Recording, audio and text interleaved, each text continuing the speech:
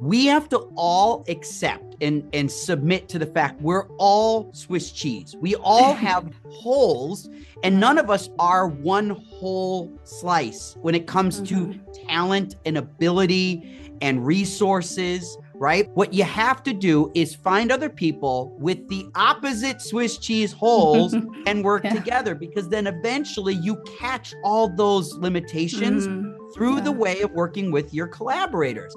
Welcome to another episode of Tech in the Arts, the podcast series of the Arts Management and Technology Laboratory, also known as AmpTlab. The goal of our podcast series is to exchange ideas, discuss emerging technologies, and uncover ideas that arts managers and arts geeks like us that you need to know. My name is Brett Ashley Crawford. I am the Executive Director and Publisher for AmpTlab. In this episode, our LA podcast team, Alexann Sharp and Cara Flannery, are taking over. The show notes, related links, and a full transcript are available on our website, amt-lab.org/podcasts-interviews. Enjoy the show. My name is Alexann Sharp. And my name is Cara Flannery. We are both in the Master of Entertainment Industry Management program at Carnegie Mellon University. Today, we are talking to Michael Cioni.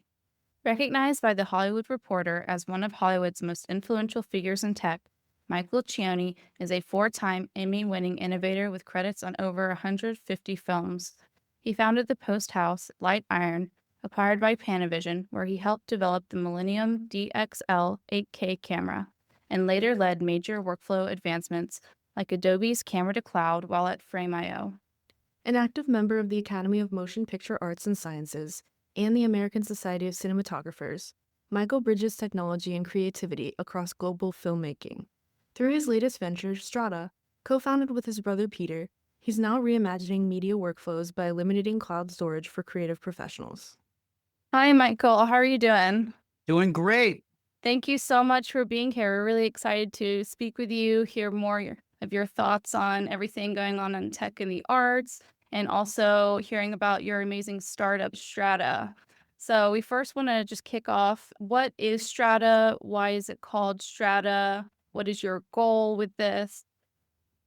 Yeah, sure. My name is Michael. And yeah, why did we make Strada? What's the name from? Well, we want to try to cut the cloud out of media workflows. And if you know, working in media, it's very easy for us to shoot a terabyte or multiple terabytes or hundreds of terabytes. And when it comes to the cloud, the amount of cost associated with storing that kind of material is pretty much financially impossible. So we want to cut the cloud out of media workflows because people still want to work remotely, but they can't transfer the files into the cloud and store them there. So Strada is the first peer-to-peer network for creative professionals. So it's sort of like a supercharged version of Napster from 25 years ago, which was sort of the infamous first peer-to-peer experience that millions of people had stealing music. We've sort of built on a quarter century of technological advancements and security. And now we can make ProRes 4K playback off someone's computer literally 5,000 miles away instantly. And so that's really what we want to try to solve, is give people collaboration control without cloud costs. And the name Strada is actually the word street or in Italian. And I'm Italian. My brother's Italian. We started this business together. And we also, not only are we sort of nodding towards the Italian heritage, but we also think of workflows in media workflows as like a road, a map, and you kind of map out where you start and how the media is going to travel and your process for editing and color correction and visual effects and sound, right? And we draw these out in these workflow charts and they look like maps. And so a Strada is our way of building a platform that helps you kind of create the entire workflow sans cloud.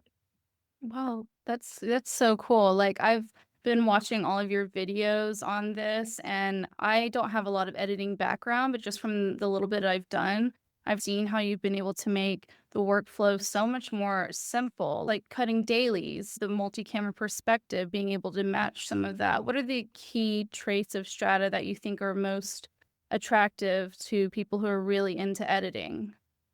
Well, the number one thing is being able to literally access a file on someone else's computer. That is kind of weird when you think about it. Like, how do you gain access to someone else's computer? But we've built a way to do that. And you could almost think of it like the airdrop experience, which everybody's used airdrop. It only works about half the time, but when it works, you're glad it did, right? You can only airdrop. There's two major limitations. One, you have to be within about 10 or 12 feet of the person you're airdropping to. And two, you can't airdrop between Mac and Windows. It's not cross-platform. Strada is sort of in a way like airdropping, which editors and visual effects and teams need to be moving files around. It's like airdropping across an ocean, and it doesn't matter if it's Mac or Windows or iOS or Android. And so it's like a very freeing experience when you don't need a cloud to sort of temporarily relay through. You just kind of go point to point. That's the benefit of peer-to-peer. And that's why we think we can really activate creative workflows in a way that people have really never had before. It's amazing. Yeah, so this technology is so new, and I know that you've recently spoken at a conference in Amsterdam. It was called the IBC 2025. Can you talk a little bit about that experience and maybe what was the reaction to Strada there? Well, it's really important that anyone listening really starts to think about how their career builds their own network. Because these events, trade shows, film festivals, even like special events in the evening, one of the benefits of living in Los Angeles is literally every night there's an organization that has an event. You need to be there on some level. And then there are a few times a year big events. NAB, the National Association of Broadcasters, in April.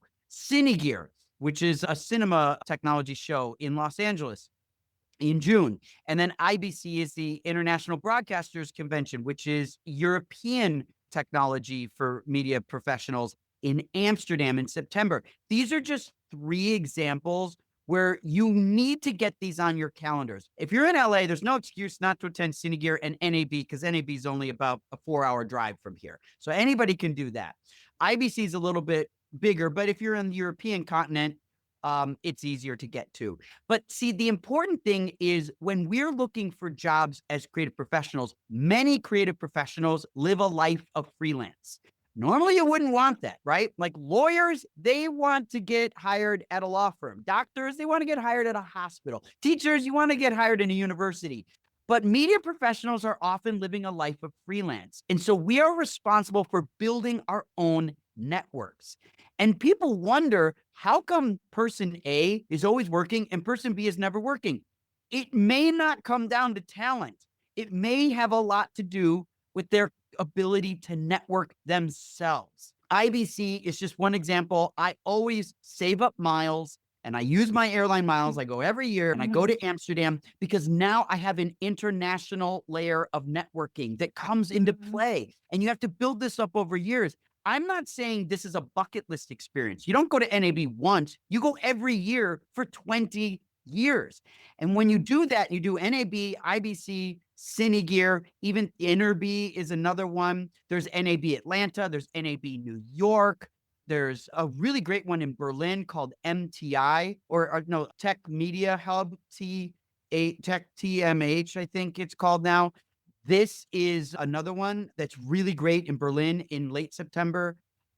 All of these events, and there's lots of them. And then there's the film festivals, because festival programmers have learned that if you get all these creative people at a film festival, you can also have panels and talk about the process. And people love that as much as the movie, because when you see the movie, you're like, how did you make it? I want to know. And you're right there. I can ask you. I remember my first Sundance experience must have been 2002, maybe 1 or 2. My first Sundance experience, I went there and I was looking for films that were shot digitally because my inspiration was contrarian to the Kodak filmmaking world. It was, what is the digital world offer? And in 2001, that was very, very contrarian. It was very different. It was very new. And there were a few breakout filmmakers making films digitally. So you go to Sundance to see them, right? And I remember seeing this film called The Technical Writer, small movie. and the DP was named David Leitner. And David there was a panel about how they made this movie digitally. And I sat in the front row. I think it was like at 9 o'clock in the morning. We had been out now all night partying. We looked terrible, but I just remember just all this information being given to me from 10 feet away. And it changed my life. That one panel got in my head that there are alternative solutions that people can innovate, because David and the technical writer team that made that small film, they didn't have money, they didn't have resources, but they had ingenuity. And that's what creative people forget. That's what makes great creative people great, is you have to have an innovative mind. You got to have ingenuity. You got to be clever, right? I remember seeing something that we've all seen a million times, and I just learned this. And it's just so fantastic. In the movie The Wizard of Oz, there's this beginning of the film. Everybody knows it's black and white. It's kind of this sepia tone. Right. And then she opens the door after the house crashes, and it's all in color. And you can imagine that almost 100 years ago when that movie came out, people's minds were blown. Right. But what I learned, I'm like, how the heck did they do 100 years ago a sepia tone to color moment? How do you do that? And I just learned this. It was shot practically, and the house in the foreground is all painted sepia, and they had a fake Dorothy wearing a sepia tone Dorothy dress, Wow. and she opens the door, steps out of frame, and the real Dorothy wearing a Oh color my dress goodness. walks in, and it's just clever. Yeah. The cleverness of that, it just gives you goosebumps, because the director sees this in his head and says, how do we pull this off? And you just get clever. And I think that's what it comes down to. So it's a long answer, but when you go to these events and you shake these hands and you build this network of people, you start to get inspired, and you build a network of resources that I promise you will count on as the years go by. Yeah, I think your passion for like what you speak about really shines through. And I definitely did not know that about The Wizard of Oz. And I think that your passion that comes through really helps in your networking with other people as well.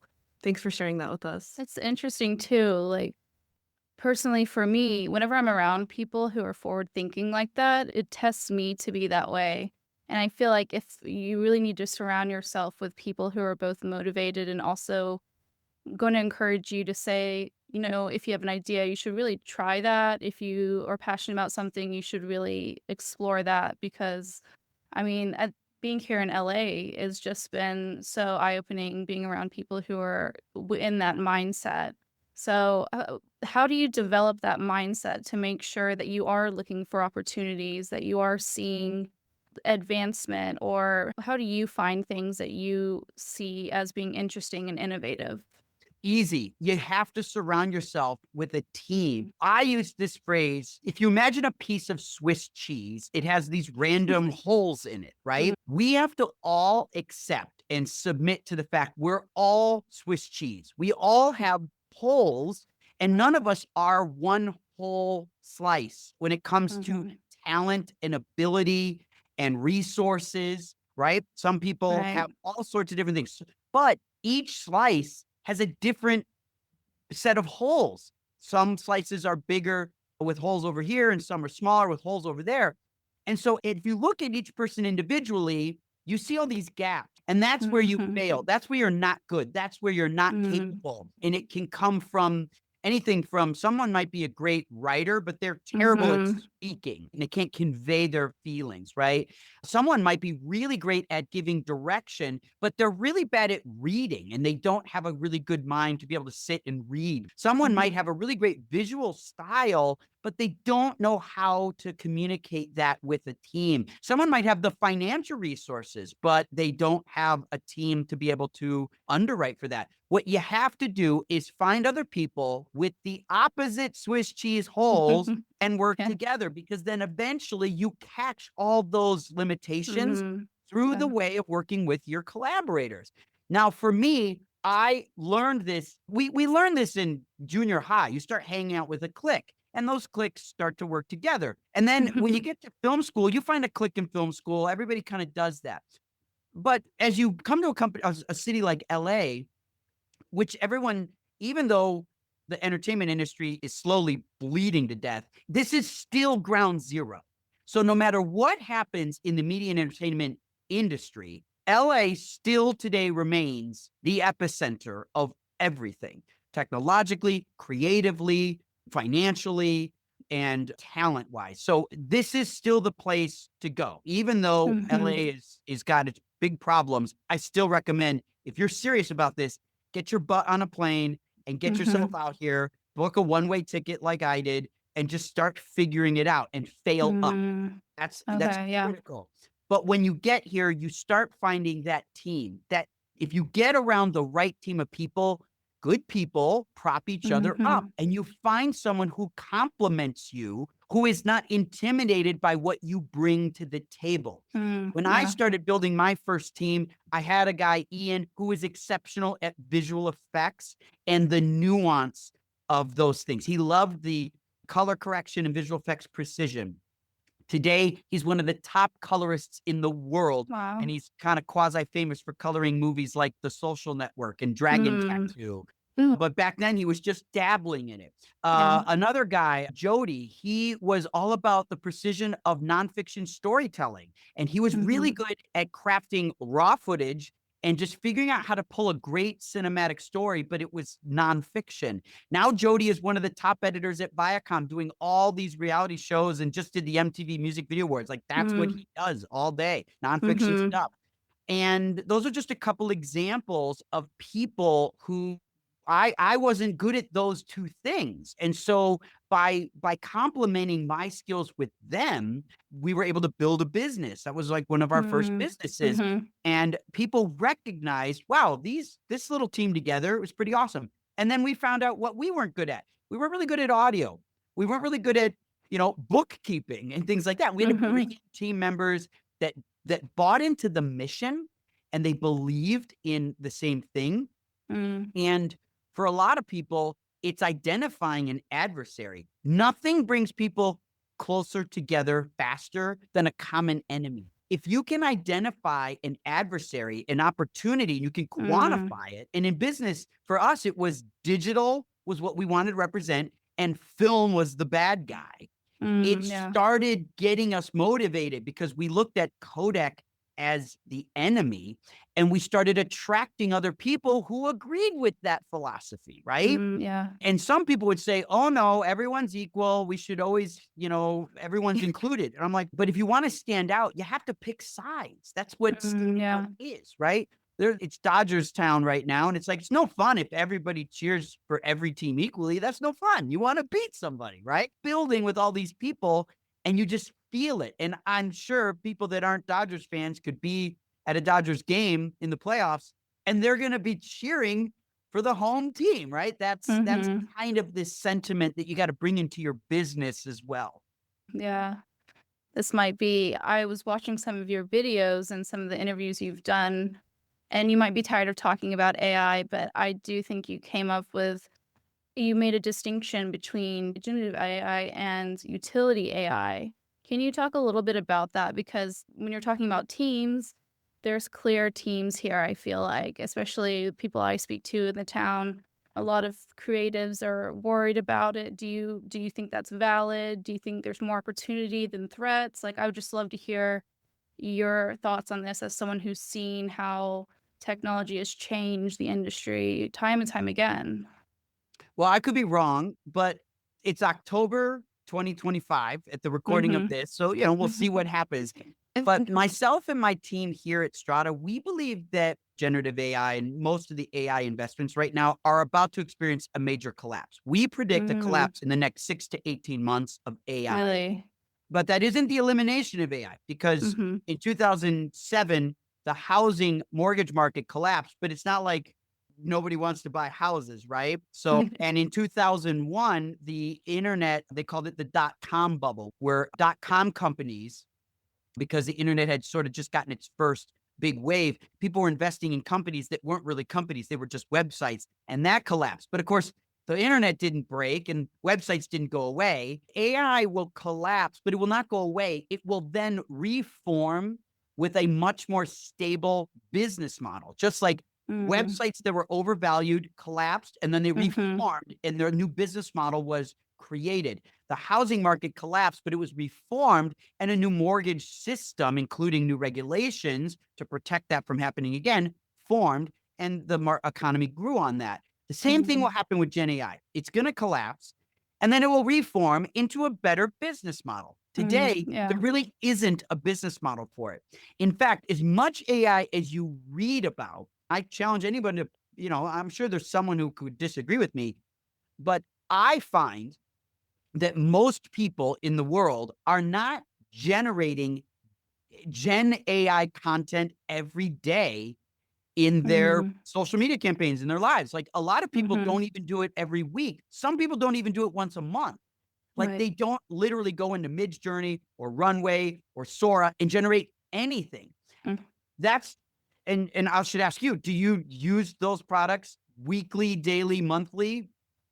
I use it for research. Use it for Different. research, organizing. I don't use it to create images or anything artistic or And I know we're agree. a small sample size here, but people need to ask themselves, are you using Gen AI daily, weekly, monthly, or perhaps bi-monthly, things like that? And see, the fact of the matter is, if you have a technology that is valued at hundreds of billions of dollars, and it takes hundreds of thousands of kilowatts of energy to produce the result, then therefore you must have daily active use. Like it must be used by people every single day. See, the compute required to do something like Google Maps or something like that is very high, but people use it every day. So the value is offset by the compute that it's cost to run something like that, as an example.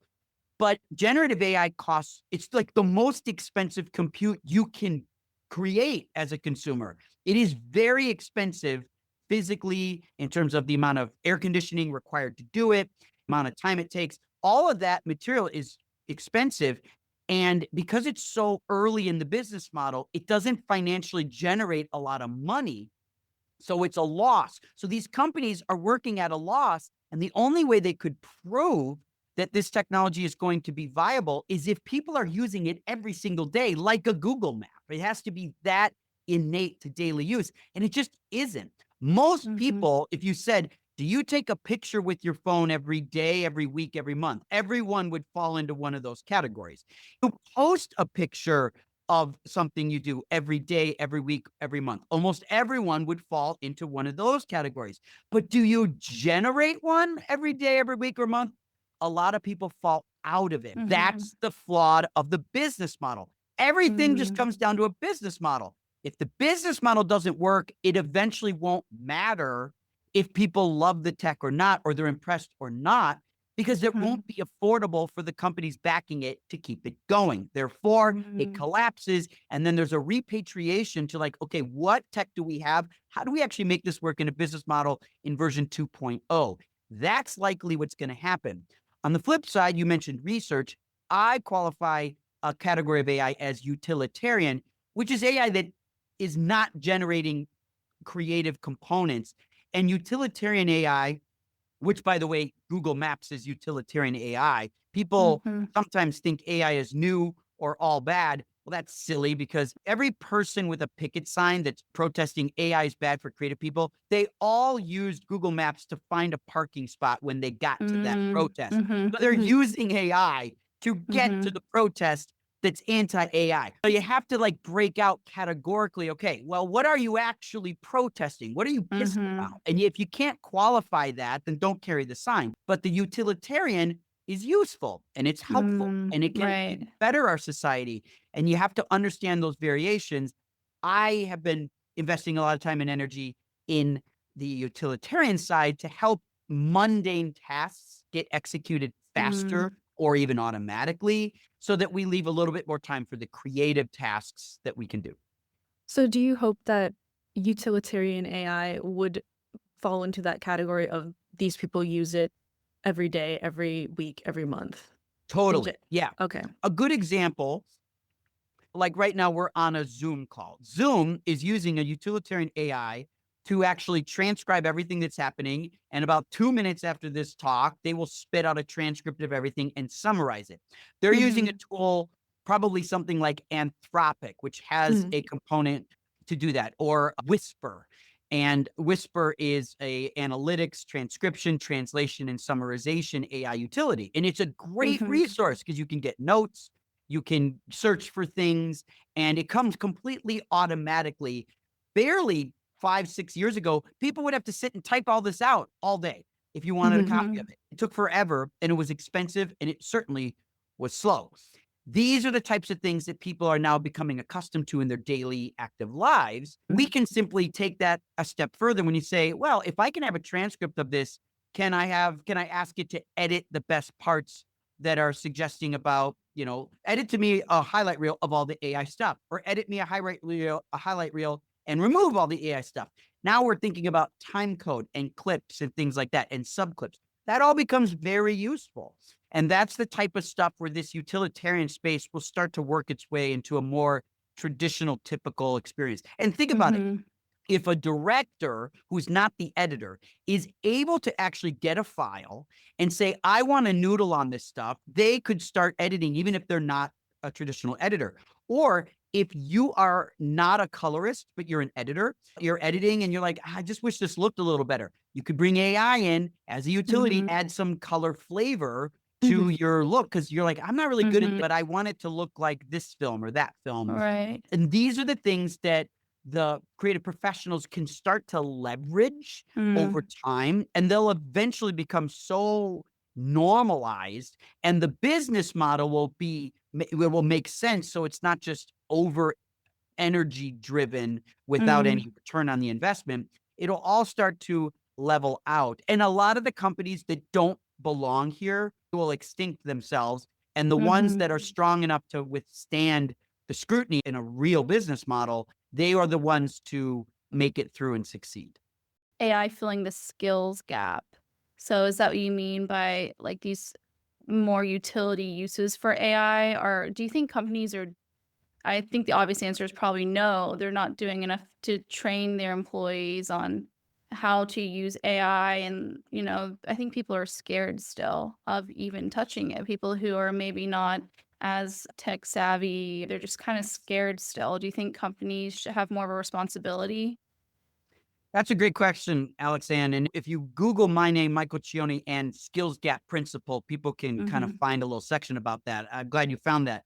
Yeah, the skills gap principle essentially suggests if your vocation is color correction, then cinematography would be something that you could utilize AI to help you with, or color correction. If your vocation is editing, then you would use AI to help you do the stuff that is not your vocation. What I think a lot of people get wrong is they think AI will take their vocation over. And what I'm trying to say is, no, AI will infiltrate every possible vocation, but the proper use of it, or the use you will prefer, is to use it in a thing that you're not good at, right? Like I mentioned, I am not a great reader. It is hard for me to sit down and focus and not let my mind wander when reading. And I'm jealous of people that can just whip through books. I am And too. we all know these people. They are out there, right? But I can, if a car honks, I can tell you what pitch it is. So I have my brain is wired to be differently, and I Right. can understand. And when I think of mathematics, I see colors. And so I visualize things with color, and Right. different Wow. mathematics or different sizes of things all resonate in my head in these colors. That's how I see it. But we all see things differently. The Right. point is, if you have a vocation of something, I augment and effectively enhance the stuff that I'm not good at with the AI stuff. So I can use AI summaries to help my deficiency in reading, which allows me to get to the point quicker where I need to make a decision about a creative this or that or something. And I'm getting the advantage, a mechanical advantage of Right. AI for that. There are tools out there that can do temp sound mixes for you, or even final sound mixes if you want. And someone would say, but I'm a sound mixer. You just took my job. No, this was an editor's job who used it to sound mix. And that's different. Just like a sound mixer might use a automatic AI color correction job. And it's like, hey, you just took the color job. No, I'm a sound mixer. I don't color correct. There was never going to be a color correction. I'm able to do it now by leveraging AI to help me with my vocation, which I'm doing, which is the color correction or the sound mixing or whatever it is. So the skills gap principle is really this interesting theory that my brother and I, Peter, came up with to kind of help explain where AI should fit in people's worlds. And it isn't designed to replace you. It's designed to give you a leverage in areas that you're deficient. More of that Swiss cheese whole. Right. So speaking of leveraging AI for your own vocation, we know that you've coined the term Technative. Do you see that leveraging of AI for your own technology, do you see that as being part of Technative, or how would you describe that? Yeah, you're doing a great job. And I would say I actually pronounce it Technative. And the reason Technative. is it's an amalgamation of the words creative and technology. And so it's not meant to be like native, like to be original. It's meant to be creative. And it's a made up word, so it doesn't really matter. It's my way of trying to describe two things. One, it's how I describe me to people. And two, it's how I try to encourage, especially newcomers to media and entertainment, to think. And the reason is what happens in the past, your parents, your grandparents, what happens is people would become an expert in something and they would decide, and this was really big in schools, which I didn't like, is that you're either left-brained or you're right-brained. And they would say, if you're left-brained, then you're probably right-handed and you're really good at math and science and logic, right? And if you're right-brained, you're probably left-handed and you're really good at arts and music and you probably speak multiple languages, or you're really emotional and you're constantly crying. Like these are all things, this left brain, right brain. And what they try to do in school is try to teach you, well, you're this way, that's just how it is. And I had teachers, because I was extremely left-brained, extremely right-brained. I was always being told like, well, that's why you're bad at math and science. I was terrible in school, horrible test taker, C and D student, but I played like 9 musical instruments and I, could do I could shoot and I could edit and I could color and I did all these creative things. I could compose. I composed musical quartets and things like that in high school. And what they said, well, that's just because you're really right-brained. What I learned is that just keeps going in life. And what happens as adults, we start to pigeonhole ourselves based on that ideology that we're told as children.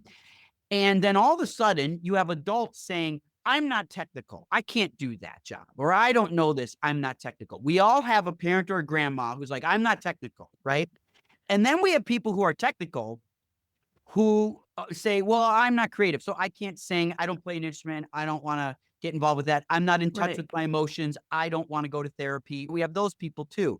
And what the idea of Technative is, it's the acceptance that we have to learn how to balance them out. Just like weight training, you have to basically exercise the part that is weaker, because I admit we're not equal. People are either dominantly left or right brained, but that's not an invitation to overdo it. It's the invitation to try to balance them out.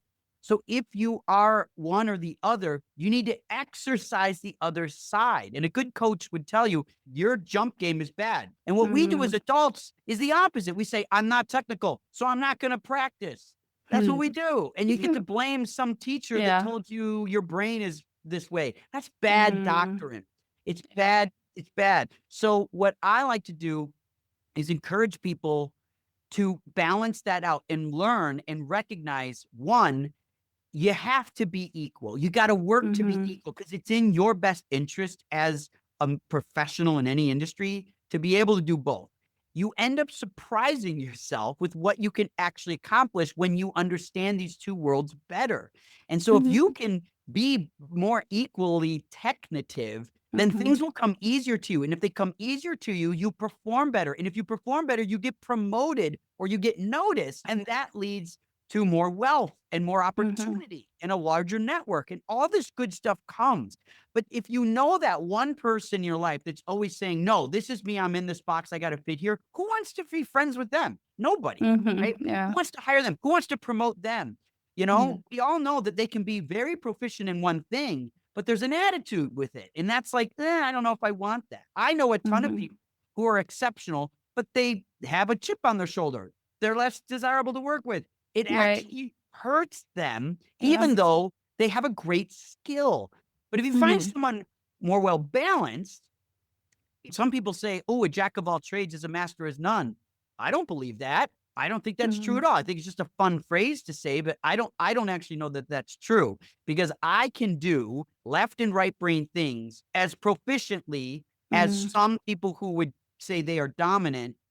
I had to work harder for that. Most people think I'm a technologist. I have to work harder to Mhm. understand and synthesize the technology, which is why when I explain it to other people, I have to explain it in sort of a remedial way. And that's just the approach that I use to make it stick, so that I can make good advisements of my team. So, because I'm responsible for steering the ship, I got to understand a little bit of all the components. Right. Right.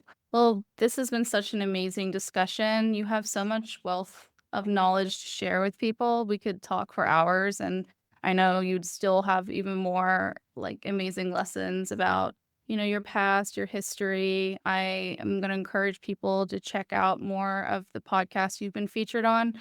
I know I've learned a lot from that, but we just want to say thank you so much for your time. And just one final question is, in addition to the things that you've talked about, do you have any final advice for both educators and students that you think that you've learned over the years, or that's been on your mind lately? Anything that you think people should be aware of or should just know? Yeah, if you want to be a media professional or a content creator or work in creative professional roles, then you all have someone who's inspired you, someone you looked up to, somebody Mhm. that you've been seeing or watching, or you celebrate their catalog. And I'm talking that goes back decades, right? What you have to really recognize, and if you do research on these people, you'll prove this out. They all took tremendous risks. Mm. And the risks that they took often were unproven. And see, what we do as professionals, again, it is baseball season and the postseasons. But if you think about baseball, you have a base and you stand on the base, you're safe. So if I get on base, what should I do? I should stay on base the whole time. Well, not exactly, because if the ball gets hit again, you got to get to the other base and it's 90 feet away and you Mhm. got to go 90 feet.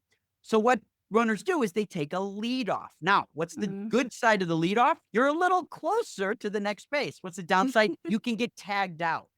What Mhm. creative people need to do is take healthy leadoffs. You've got Mhm. to let go of the safe space and get yourself inching towards the next thing, even Right. though you're exposed and you're putting yourself at risk.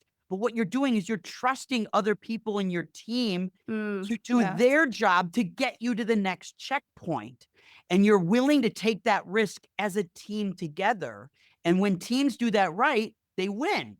And so my advice is to bet on you and be willing to take bigger risks. If I were able to talk to a younger version of me and give myself advice, I took a ton of risks in my Mhm. career. I didn't risk enough. That would be my Yeah. advice to me. I should have risked more. I should have tripled down, Wow. quadrupled down, pented down, because Mhm. I really felt I could have absolutely done more if I would have Yeah. just trusted me even more. Because I placed Mm. bets Mm. that were strong, Mm. but I actually was still a little closer to the base than I probably needed to be. Wow. So that's my advice, is risk taking. And one thing that's important about risk taking, especially if you're young, when you come from a good family, it means you should take that blessing that you have and risk more, because you can always come back to that. They'll take you back. And when people have the advantage of a great family foundation, there's Mhm. no excuse to use that and expand your tolerance of risk, because you're going to be fine. You're going to be Mhm. fine. The problem is when people have all those advantages and they still don't bet on themselves. That's pathetic. Mm. Yeah. And so this is the opportunity. And then they see other people doing well and they're like, what are they doing that I'm not? they're risking. They're taking Yeah. bets on themselves, and they're building teams, and they're trying stuff.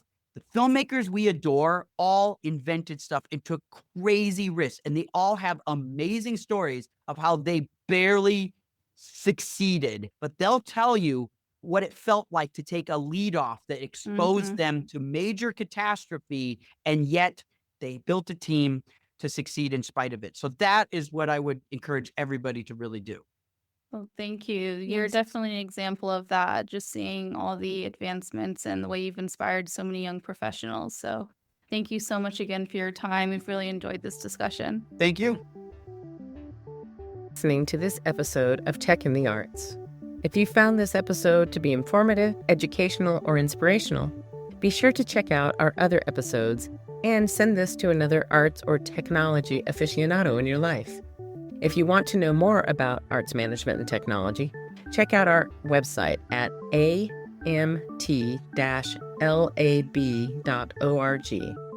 Or you can email us at info@amt-lab.org. You can follow us on Instagram at Tech in the Arts, or on Facebook and LinkedIn at our full name, Arts Management and Technology Lab. Our season runs from September through May, so feel free to follow us on your preferred podcast app, be it iTunes, Spotify, or YouTube.